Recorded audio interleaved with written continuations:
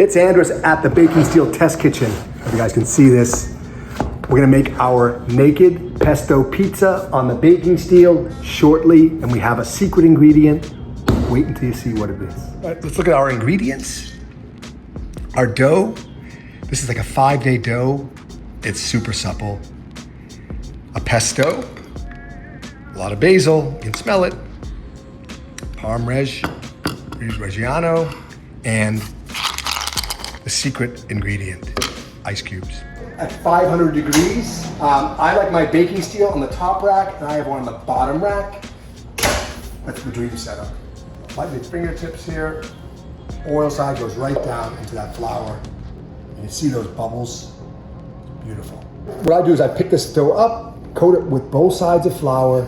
It's gonna feel like a pillow. Super soft and supple. I'm just gonna lightly press it out before I pick it up. I pick it up so it doesn't get stuck, and just lightly press.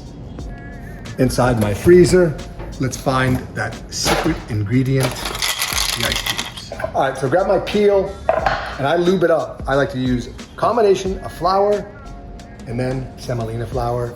Think of those as your ball bearings.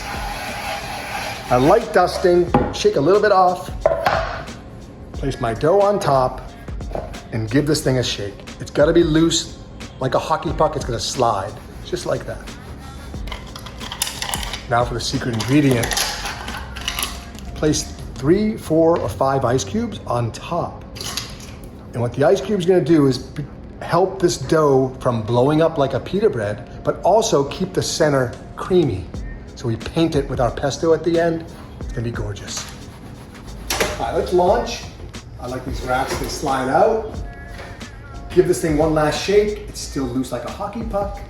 Back of the peel to the back of the steel, and shake it off. That's it.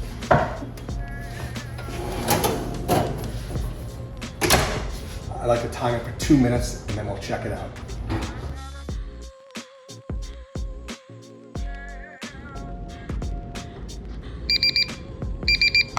Let's check this thing out. That's been about a full 2 minutes.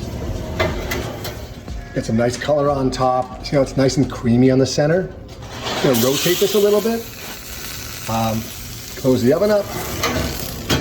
Turn the broiler off. And bake for 2 more minutes. So we're gonna get our pizza out of here. Creamy on the outside, maybe a little bit overdone on the top. Let's check out the bottom.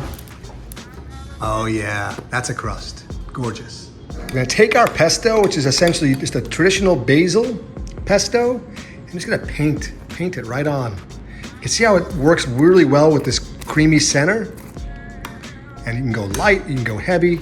All depends on your level of basil preference. It's gorgeous.